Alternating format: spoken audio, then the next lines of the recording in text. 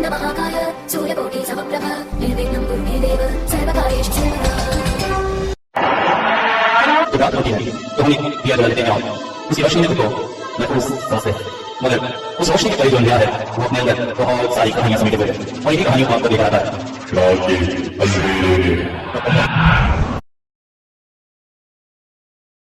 Hotel की table पर बैठे थे रमेश सान्याल। एक समय कॉर्पोरेट वर्ल्ड में बहुत माथापच्ची करने के बाद उन्हें लगा वो कॉर्पोरेट वर्ल्ड के लिए नहीं है, इसलिए अपने कमाए हुए पैसों को लेकर नैनीताल के इस सुरमई वादियों में एक घर खरीद लिया और अपनी जिंदगी का सबसे पसंदीदा काम करने लगे, वीडियो रिस्टोर का। टेक्नोलॉजी सीखी और एआई की मदद से एक सॉफ्टवेयर बनाया। ये सॉफ्टवेयर पुराने से पुराने वीडियो को भी रीस्टोर कर देता था, बीच में खाली हुए हिस्सों को ये एआई टेक्नोलॉजी से भर देता था। हालांकि सान्याल जानते थे इस दुनिया में जितने भी फोटोज वीडियोज हैं वो सिर्फ 0 और 1 से मिलकर बनते हैं। इसके अलावा कोई भी फोटो वीडियो नाम की चीज नहीं होती। कंप्यूटर में 0 और 1 के जरिए कई तरह के छलावे बनाए जा सकते हैं जो वीडियो के रूप में लोग देखते हैं। आज एक क्लाइंट ने उनसे संपर्क किया था, उसी का इंतजार कर रहे थे। अचानक क्लाइंट उपस्थित हुआ। वेशभूषा कुछ असहज सी ही थी क्योंकि मॉडर्न कोट पैंट पहने हुआ था, पर माथे पर बड़ा सा लाल तिलक, बड़ी बड़ी दाढ़ी, बाल।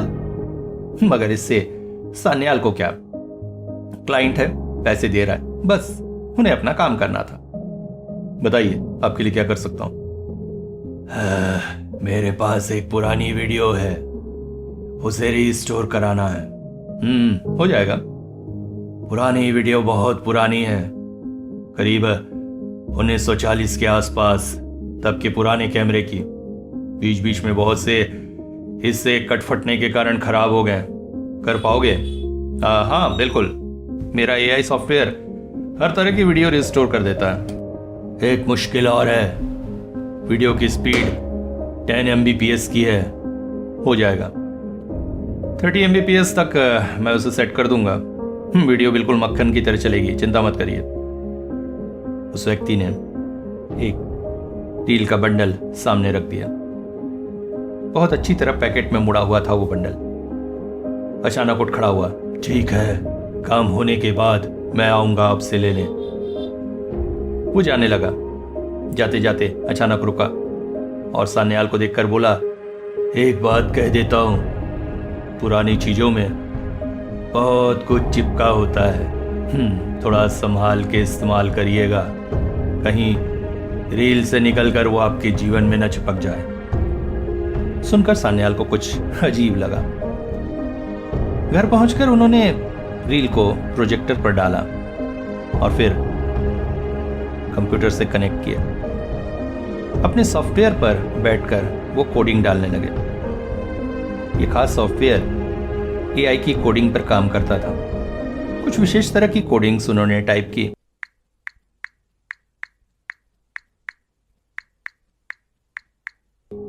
और फाइनली एंटर मार दिया। कुछ ही देर में रील धीरे धीरे कन्वर्ट होकर डिजिटल होने लगी और कंप्यूटर पर लोड होने लगी। लोड होते हुए उन्होंने कुछ एक फाइल देखी थी। पता नहीं इंसान था क्या। विशेषतः कोई खास वीडियो नहीं था। एक साधु किस्म का व्यक्ति आग के सामने बैठकर कुछ रिचुअल कर रहा है। हाँ, ये आश्चर्य की बात थी कि उसने अपना चेहरा नकाब से ढक रखा था। अब इसे डिजिटलाइज करके वो करेगा क्या? कुछ समय बाद सारा वीडियो कंप्यूटर पर लोड हो गया। सॉफ्टवेयर ने एक बार फिर से उसे रीस्टोर करने की प्रक्रिया चालू कर दी। थोड़ी देर में रेंडर का प्रोसेस आ गया। वीडियो धीरे धीरे रीस्टोर होकर रेंडर होने लगा। सामने रेंडरिंग प्रोसेस की वैल्यू चल रही थी 1%, 2%, 10%। कॉफी का कप हाथ में लिए सान्याल कंप्यूटर की तरफ देख रहे थे। पहले से वीडियो काफी स्मूथ हो गई थी। बीच की मिसिंग फाइल्स एआई खुद ब खुद डालते जा रहा था। तभी उनकी नजर एक पल को कंप्यूटर के स्क्रीन पर रुक गई। ये क्या? इससे पहले जब उन्होंने वीडियो को देखा था तो वीडियो में साधु एक मन से आंख की तरफ देखकर कुछ रिचुअल कर रहा था, पर अब रेंडर होते होते ऐसा क्यों लग रहा है जैसे साधु का सर धीरे धीरे स्क्रीन की तरफ घूम रहा है। अचानक जैसे उसके कदम ठिठक गए, वो घबरा कर स्क्रीन पर देखने लगा। ये कोई भ्रम नहीं था, ये सच ही था। अब स्क्रीन पर वो साधु एक टक ही स्क्रीन की तरफ देख रहा था, या कहें सान्याल की तरफ देख रहा था। नकाब ढका उसका चेहरा, उसके अंदर से ऐसा लग रहा था जैसे दो धधकती आंखें एक टक सान्याल की तरफ देख रही हैं। सान्याल कुछ पल को चौंका, फिर सोचा रेंडरिंग में एआई कई बार खुद की कुछ टेक्नोलॉजी डाल देता है। फाइल्स को रिस्टोर करने का यही तरीका है। हो सकता है इसी वजह से एआई ने ये कुछ किया हो। इसमें चौंकने वाली क्या बात है। रेंडरिंग प्रोसेस 30% तक पहुंच चुकी थी। सान्याल अपना खाना बनाकर एक बार फिर से स्क्रीन के सामने पहुंचा। आज मैगी ही बनाई थी उसने, और कुछ बनाने का समय नहीं था। प्रोसेस को पूरा अच्छे से हो जाना चाहिए। वैसे क्लाइंट ने पैसे अच्छे देने की बात कही है। और तभी चम्मच जैसे उसके मुंह को रुक गया। उसने देखा स्क्रीन पर एक बार फिर से साधुनुमा उस व्यक्ति की कुछ हरकतें हैं, परंतु ये क्या?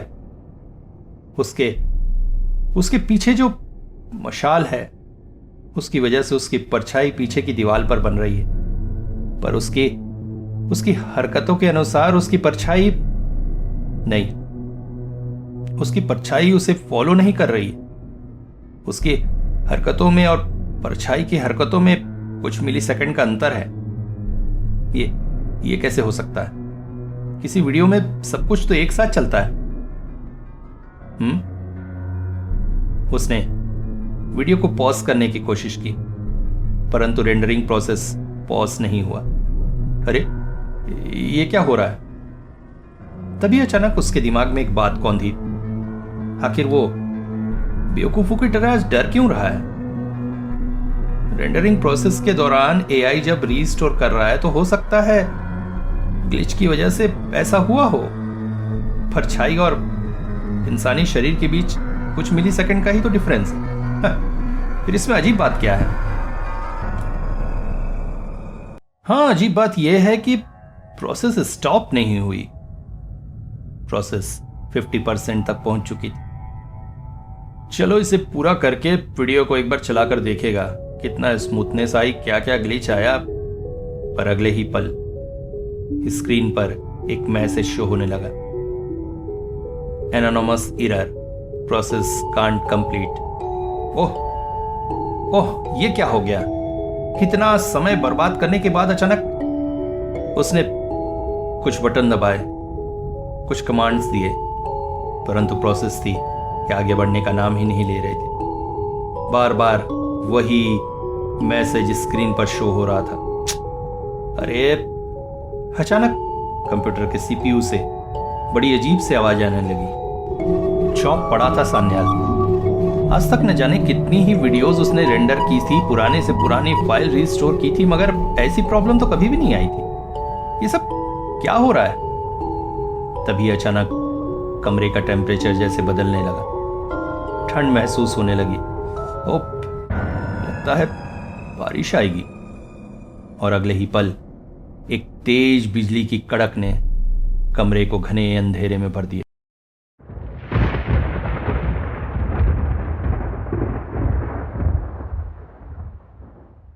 बिजली चमकने से लगता है लोड शेडिंग है।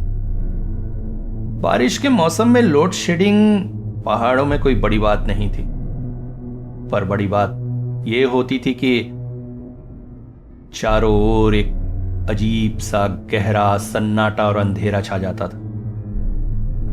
कंप्यूटर स्क्रीन की वजह से कमरे पर रोशनी तो थी, पर आज सान्याल का मन पता नहीं क्यों एक अजीब सी संवेदना से भरा हुआ था। तुरंत ही खोजकर उसने मोमबत्ती निकाली और जला ली। कमरे की रोशनी थोड़ी और बढ़ गई। बाहर तेज बारिश शुरू हो चुकी थी। मौसम अजीब सा बदल गया था। कमरे का मौसम भी कुछ अजीब सा लग रहा था। इस कड़कती ठंड में भी उसके माथे पर पसीने की बूंदें निकल आई थी। तुरंत ही वो पास रखे जग में से पानी निकालकर पीने लगा। ठंडा ठंडा पानी जब गले से उतरा तो थोड़ा सा आराम मिला। ग्लास टेबल पर रखते ही वो जैसे चौंक उठा। कुछ अजीब सा दिखाई दिया ना। उसने मुड़कर दीवार पर देखा और देखते ही उसका शरीर सिहरन से भर उठा। दीवार पर बनी उसकी परछाई अब भी पानी पी रही थी। ये कैसे हो सकता है? अगले ही पल परछाई ने भी ग्लास रख दिया, परंतु तुरंत ही सान्याल एक बार फिर से पानी का गिलास उठाकर मुंह के पास दे गया और आश्चर्यजनक तौर पर उस परछाई ने कोई प्रतिक्रिया नहीं दी, जैसे अब वो स्वतंत्र हो चुकी। और कुछ ही मिलीसेकंड के अंतर में परछाई ने भी ग्लास उठाकर मुंह में लगा लिया, ठीक वैसा ही जैसे वीडियो में हो रहा था। पर ये हो क्या रहा है? हेलुसिनेशन? लगता है काम की थकावट की वजह से ये सब हो रहा है। नहीं, थकावट दूर करनी होगी, वरना ये हेलुसिनेशन। मोमबत्ती हाथों में लिए वो बाथरूम की तरफ चला गया। बाथरूम के अंदर प्रविष्ट होते ही सामने एक आईना लगा हुआ था। हल्का मटमैला सा गंदगी जमी हुई। बाथरूम के बेसिन पर उसने मोमबत्ती रख दी और चेहरे पर पानी डालने लगा। ठंडा पानी चेहरे पर लगते ही आराम की अनुभूति हुई। उसने चेहरा उठाकर सामने आईने की तरफ देखा और जो कुछ भी देखा उसे देखते ही वो चौंक उठा। आईने के अंदर का सान्याल इस वक्त टॉवेल से अपना चेहरा पोंछ रहा था। पर यह कैसे हो सकता है? वो तो नहीं पोंछ रहा है। और धीरे धीरे उस प्रतिबिंब ने अपने चेहरे से टॉवेल हटा दिया। चेहरा पूरा सान्याल का था, मगर भाव अलग थे। बाथरूम के अंदर एक हल्की सी हंसी गूंजने लगी और ये हंसी उस प्रतिबिंब के चेहरे पर उभर कर सामने आ रही थी। सान्याल चौंक पड़ा था। ये सब क्या हो रहा है? हेलुसिनेशन, सच्चाई, या फिर पर यह कैसे संभव है?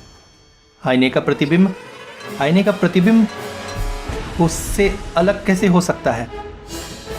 अगले ही पल बाहर खड़ा सान्याल बाथरूम से बाहर जाने के लिए एक कदम पीछे कर रहा था, मगर आईने के प्रतिबिंब का सान्याल उसी तरह मुस्कुराए जा रहा था। सान्याल को कुछ भी समझ में नहीं आ रहा था।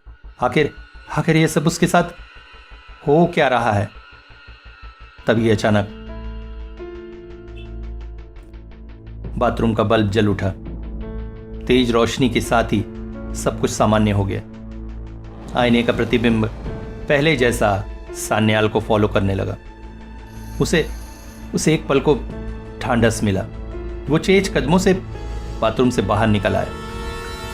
कंप्यूटर के पास आकर कुर्सी पर बैठ गया। रेंडरिंग प्रोसेस अब भी स्टॉप थी। स्क्रीन पर वो साधुनुमा चेहरा अब भी उसकी तरफ घूर रहा था। तभी उसने कमरे के चारों तरफ नजर घुमाकर देखा और जो देखा उससे एक बार उसके शरीर में फिर से सिहरन आ गई। कमरे के ठीक ऊपर जलता ट्यूबलाइट पास ही की दीवार पर उसका प्रतिबिंब तैयार कर रहा था, एक काली परछाई नुमा।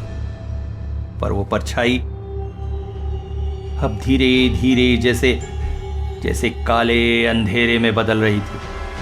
अपना एक अलग प्रतिरूप लेती हुई परछाई धीरे धीरे जमीन पर इकट्ठा होने लगी और फिर एक काले धुएं के रूप में सान्याल के ठीक सामने उपस्थित थी।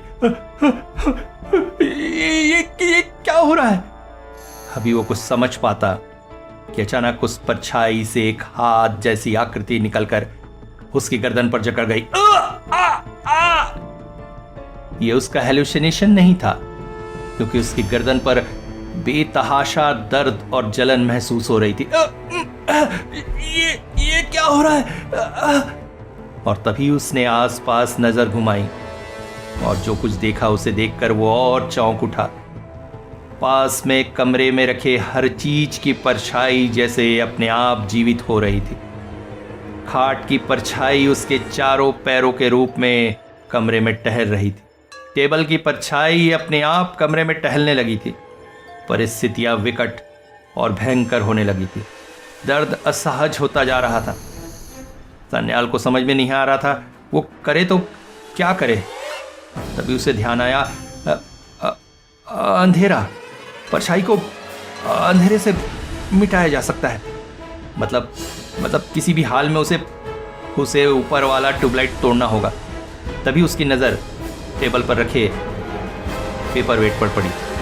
उसने तुरंत उसे उठाया और एक जोरदार वार किया ऊपर जल रहे ट्यूबलाइट पर। कमरे में अंधेरा छा गया था। अब तक कंप्यूटर भी हैंग होकर बंद हो गया था। चारों ओर घुप अंधेरा था। अपनी गर्दन पर उसने जोर को कम महसूस किया। गर्दन पर हाथ लगाया तो ऐसा लग रहा था जैसे किसी ने जलते अंगारों से गर्दन को छुआ था। दर्द से तिलमिला उठा वो। और तभी उसके कानों में आवाज आई, लाइट जला, मुझे तुम्हें देखना है। कौन? नहीं, किसी हाल में आज की रात वो लाइट नहीं जला सकता, वरना परछाइयां फिर से जिंदा हो जाएंगी। नहीं, आज की रात इस कमरे में लाइट किसी भी तरह से नहीं जलेगा। और ठीक तभी आसमान में एक तेज बिजली कड़की।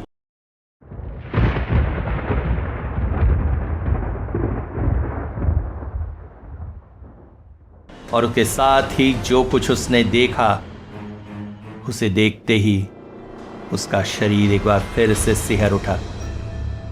बिजली की उस रोशनी में उसने देखा वो परछाई अब काले धुएं के रूप में कमरे के गेट पर खड़ी है, जैसे सान्याल को उस कमरे से बाहर जाने से रोकने को कोशिश कर रही है। पर क्यों? और आगे क्या होने वाला है? ओह, कहीं फिर से। और सोचते ही एक बार फिर से बिजली की कड़कड़ाहट हुई।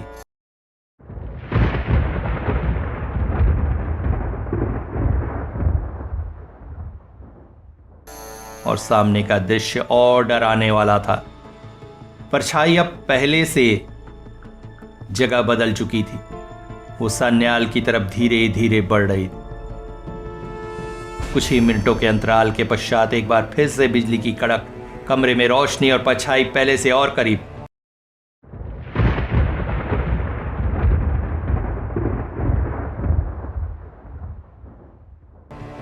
सान्याल चौंक उठा। ये क्या हो रहा है? इस रोशनी को मैं कैसे रोकूं?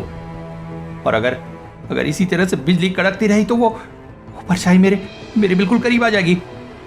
और उसका करीब आने का मतलब नहीं, कुछ करना होगा किसी तरह से। अगली बार बिजली की कड़क ने उसके डर को और बढ़ा दिया। परछाई अब उसके बिल्कुल करीब थी। अगली बार बिजली की कड़क और परछाई क्या कर सकता है? तभी अचानक उसके हाथों में पास पड़ा लैंप आ गया, जो अब तक वायर से कनेक्टेड था। हाँ, इसके जरिए उसे वार करना ही होगा। वार किए बिना वो जीत नहीं सकता।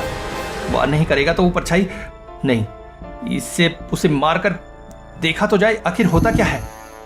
उसने लैंप अपने हाथों में ले लिया और इंतजार करने लगा अगली बिजली की चमक का। पर अब की बार बिजली आसमान में नहीं चमकी, बल्कि सीधा उसके घर पर गिरी। और गिरते ही पूरे घर पर बिजली फैल गई। कमरे के हर एक इलेक्ट्रॉनिक इंस्ट्रूमेंट में बिजली आने से वो तेजी से जल उठा। कमरा रोशनी से भर गया था और वो इमरजेंसी लाइट भी तेज रोशनी से जल उठी। अगले ही पल सान्याल ने एक जोरदार वार उस परछाई पर कर दिया जो कि अब उसके बिल्कुल पास में थी। लैंप परछाई को छूता हुआ जमीन पर गिरा और एक तेज विस्फोट के साथ फट गया। एक तेज चिंगारी निकली और अगले ही पल वो परछाई उस चिंगारी में समा गई। तेज इलेक्ट्रॉनिक डिस्चार्ज ने उस परछाई को हमेशा हमेशा के लिए गायब कर दिया। पर अगले पल सान्याल चौंक उठा। उसके पूरे शरीर में तेज जलन हो रही थी और तब उससे समझ में आया कि उसने कितनी बड़ी गलती की, या फिर उससे ये सब कुछ करवाया गया, क्योंकि परछाई सान्याल की थी। और जब इलेक्ट्रॉनिक विस्फोट से उस परछाई को नष्ट किया गया तो बिजली का एक तेज झटका सान्याल के शरीर को भी लगा और वो लगभग चीख सा उठा। धड़ाम से जमीन पर गिर पड़ा। आसपास के कमरे के सारे इलेक्ट्रॉनिक इंस्ट्रूमेंट भी जैसे धू धू कर जल उठे थे और आधा जला हुआ सान्याल का शरीर जमीन पर पड़ा रहा। सवेरे आसपास के लोगों ने पुलिस को बुलाया। पुलिस ने तफ्तीश की और नतीजे पर पहुंची कि रात में घर में बिजली गिरी, जिसकी वजह से सारे इलेक्ट्रॉनिक इंस्ट्रूमेंट अपने आप जल उठे और बिजली का तेज झटका लगने से सान्याल की भी मौत हो गई। फाइल बंद कर दी गई। इंस्पेक्टर पांडे कमरे की तलाशी ले रहे थे और तभी उनकी नजर पड़ी कंप्यूटर पर।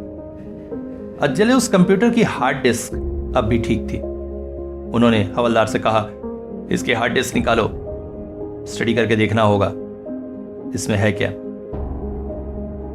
अगले दिन पुलिस स्टेशन पहुंचने पर हवलदार ने उनसे कहा, साहब वो हार्ड डिस्क के बारे में जानकारी आ गई है, आप देख लीजिए। इंस्पेक्टर अपने कमरे में पहुंचे तो एक्सपर्ट द्वारा हार्ड डिस्क की दी गई जानकारी थी और उसकी फाइल को रेंडर करके उन्हें भेजा गया था। उन्होंने पेन ड्राइव अपने कंप्यूटर पर लगाकर वीडियो चलाया। वीडियो अब तक पूरी तरह से रेंडर हो चुका था और काफी स्मूथली चल रहा था, मगर जो कुछ भी उन्होंने वीडियो में देखा उसे देखकर वो चौंक उठे।